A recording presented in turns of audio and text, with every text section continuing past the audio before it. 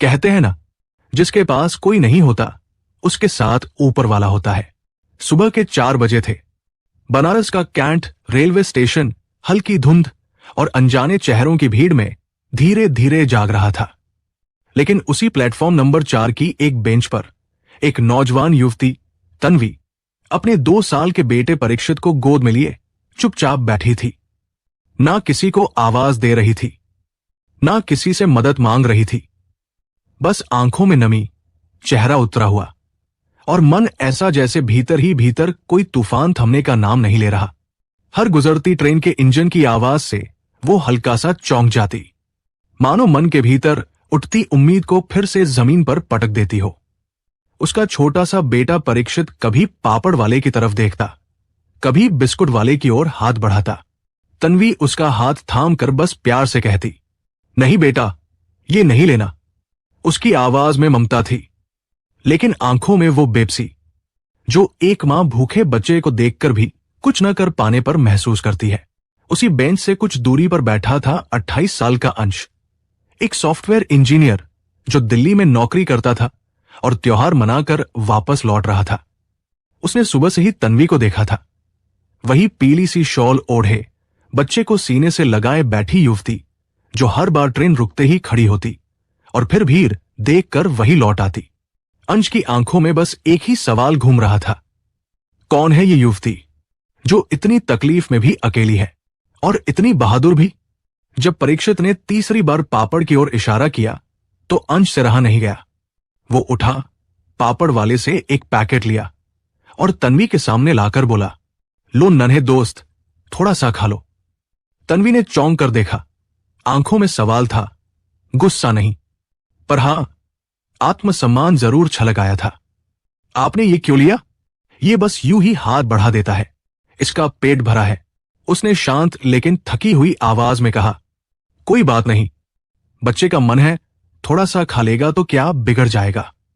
अंश ने मुस्कुराकर जवाब दिया।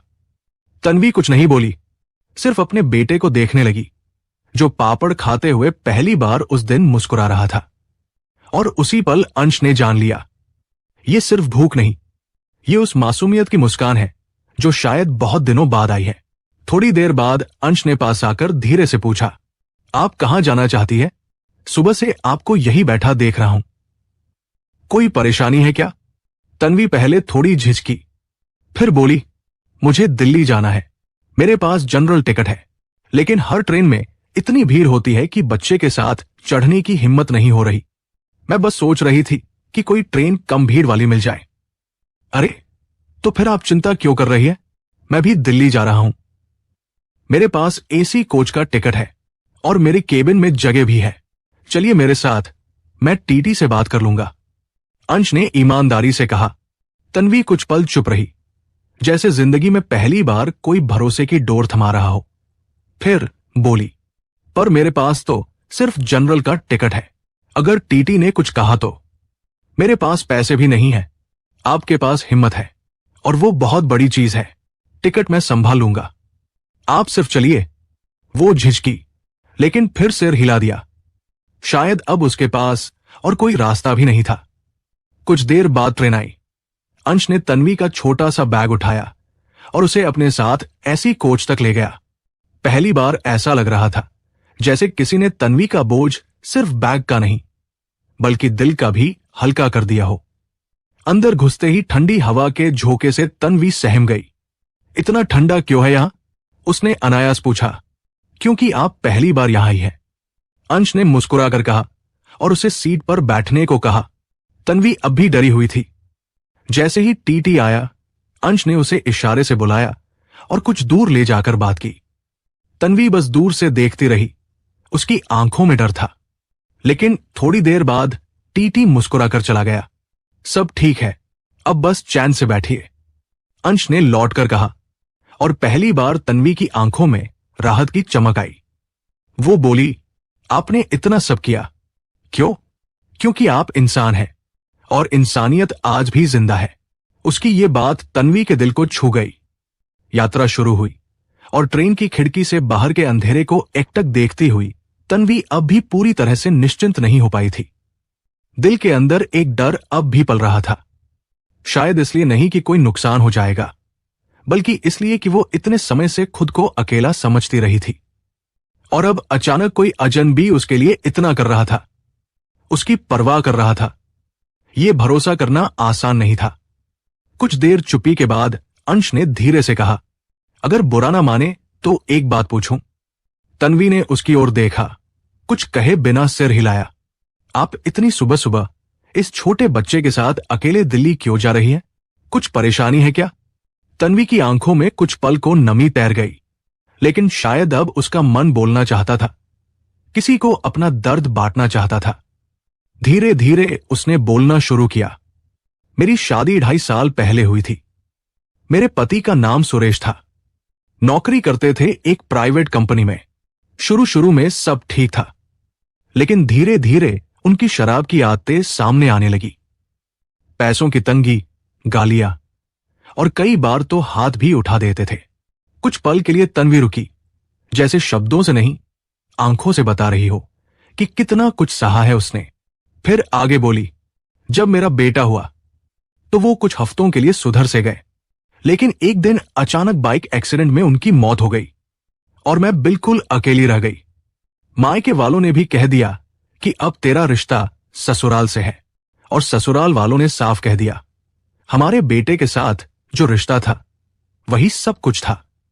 अब तू हमारे लिए कोई नहीं। अंश चुपचाप उसकी बात सुनता रहा, बिना टोके, बिना कोई सवाल पूछे। फिर तन्वी ने आगे बताया, अब ना छत थी, ना सहारा, ना कोई सुनने वाला। एक दिन गांव की एक जानने वाली दीदी ने बताया कि सुरेश की कंपनी में उसका पीएफ और कुछ फंड जमा हो सकता है। बस वही उम्मीद लेकर मैं दिल्ली जा रही हूं। यही एक आखिरी कोशिश है। तन्वी की आवाज अब थरथराने लगी थी। उसने अपने बेटे के सिर पर हाथ फेरते हुए कहा, यह बच्चा मेरा सब कुछ है, मैं इसके लिए कुछ भी कर सकती हूं। लेकिन अब हिम्मत जवाब दे रही है। अंश ने अपना हाथ बढ़ाया और कहा, हिम्मत अभी बाकी है, और अब आप अकेली नहीं हैं। इस एक वाक्य ने तन्वी को कुछ पल के लिए सुकून दिया। रात अब पूरी तरह गहरा चुकी थी। बाहर खिड़की के उस पार बस कालेपन में स्टेशन की लाइटें भागती नजर आ रही थी, और केबिन के अंदर 2 अनजाने लोग एक अनकहे भरोसे में बंधते जा रहे थे। अंश ने अपने बैग से खाना निकाला, दाल, चावल और आलू की सब्जी। थोड़ा सा खा लीजिए, भूखे पेट हिम्मत भी थक जाती है। तन्वी ने पहले मना किया, फिर अपने बेटे की तरफ देखा, जो अब थककर उसकी गोद में चुपचाप सो गया था, और फिर धीरे से बोली, ठीक है, जरा सी रोटी दे दीजिए। दोनों ने साथ बैठकर खाना खाया। कोई बड़ा कीमती खाना नहीं था, लेकिन उस साधारण खाने में एक अजनबी अपनापन था, जैसे उस एक थाली ने उनके बीच एक दीवार को गिरा दिया हो। रात के आखिरी पहर में दोनों बात करते करते सो गए, और जब सुबह 4 बजे नई दिल्ली रेलवे स्टेशन आया तो अंश ने चुपचाप परीक्षित को गोद में उठाया और बोला, आइए चलिए, अब अगला सफर जिंदगी का है। स्टेशन की भीड़ अब बढ़ने लगी थी, लेकिन तन्वी के मन में फिर वही सवाल था, अब कहां जाऊं? इतनी सुबह इस बच्चे के साथ कहां ठहरूं? अंश ने कहा, मेरे फ्लैट में आप आराम कर सकती हैं, मैं सामने के कमरे में रहूंगा, और सुबह 10 बजे हम कंपनी भी चलेंगे। तन्वी चुप थी। वो जानती थी कि हालात मजबूरी बन चुके हैं, और अब किसी पर भरोसा करने के सिवा कोई रास्ता नहीं बचा। वो सिर झुकाकर बस इतना बोली, ठीक है, और फिर वो दोनों स्टेशन से बाहर निकल गए, एक नई सुबह की ओर, एक नई उम्मीद के साथ। दिल्ली की सड़कें उस सुबह कुछ ज्यादा ही शांत थी। चारों ओर हल्की धूप फैलने लगी थी, लेकिन तन्वी के मन में अभी भी बादल छाए थे। वो टैक्सी की खिड़की से बाहर देख रही थी, पर उसका ध्यान कहीं और था, जैसे उसका दिल बार बार पीछे मुड़कर अपने गांव की सूनी चौखट को देख रहा हो और आगे बढ़ने से डर रहा हो। अंश ने उसके चेहरे की बेचैनी को महसूस कर लिया था, और जब वे फ्लैट पहुंचे तो अंश ने दरवाजा खोला और कहा, आप इस कमरे में रहिए, और हां, चिंता मत कीजिए, मैं बाहर वाले रूम में हूं, कोई असुविधा नहीं होगी। तन्वी ने कमरे को देखा। साधारण सा 2 बेडरूम वाला फ्लैट, थोड़ा सा अस्त व्यस्त जरूर था, लेकिन साफ और सुरक्षित था। और इस शहर की अनजान भीड़ में अगर कुछ सबसे कीमती था तो वो था सुरक्षित महसूस करना। उसने अपने बेटे को बिस्तर पर लिटाया, खुद भी एक कोने में बैठी रही और फिर जाने कब थकान की गोद में सिर रखकर सो गई। जब उसकी आंख खुली तब धूप कमरे की खिड़की से अंदर आ रही थी और परीक्षित अब भी गहरी नींद में था। तन्वी उठी और जैसे उसकी मां की दी हुई आदतें जाग गई। उसने सबसे पहले अपने आसपास फैले सामान को समेटना शुरू कर दिया। किचन में बर्तन रखे, कमरे को थोड़ा ठीक किया और जैसे जैसे फ्लैट व्यवस्थित होता गया तन्वी का मन भी थोड़ी देर के लिए व्यवस्थित होता गया। अंश जब ऑफिस के लिए तैयार होकर निकला तो उसे देखकर थोड़ा चौंका। आपको आराम करना चाहिए था, सफाई की क्या जरूरत थी? तन्वी ने धीरे से मुस्कुराकर जवाब दिया, मैं एक औरत हूं और जहां रहती हूं वहां गंदगी नहीं देख सकती, आदत है। अंश कुछ कह नहीं सका। उसकी मुस्कान में जो आत्मसम्मान था उसने हर शब्द को पीछे छोड़ दिया।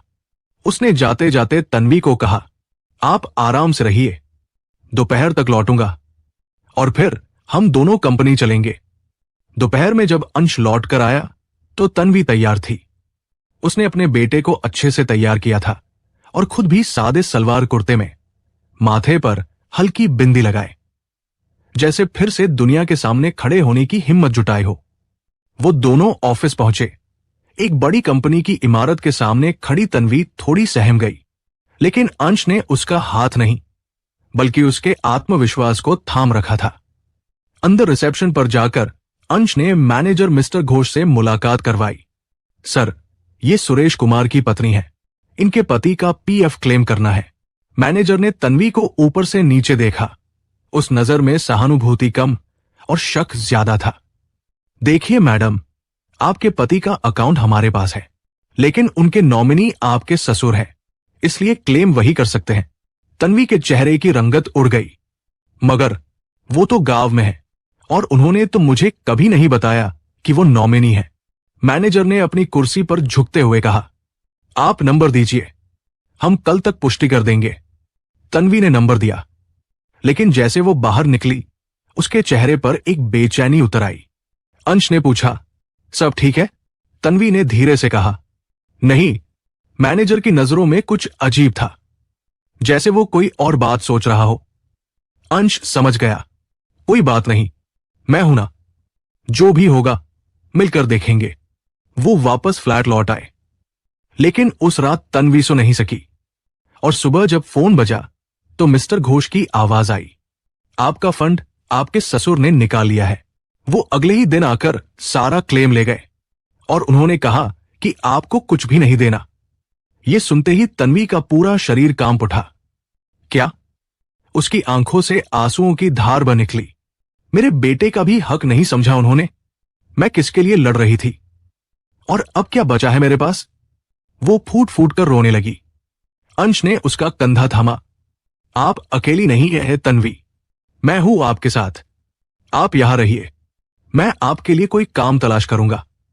तन्वी कुछ नहीं बोली, बस अपने बेटे को सीने से चिपकाए रोती रही, जैसे उस मासूम की सांसें ही अब उसकी आखिरी उम्मीद थी। दिन बीतते गए।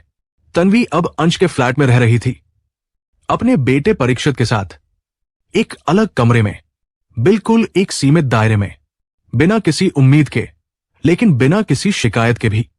वो घर संभालती, साफ सफाई करती, समय पर खाना बनाती और बदले में अंश उसे कुछ नहीं कहता, ना कोई एहसान जताता, ना कोई सवाल पूछता।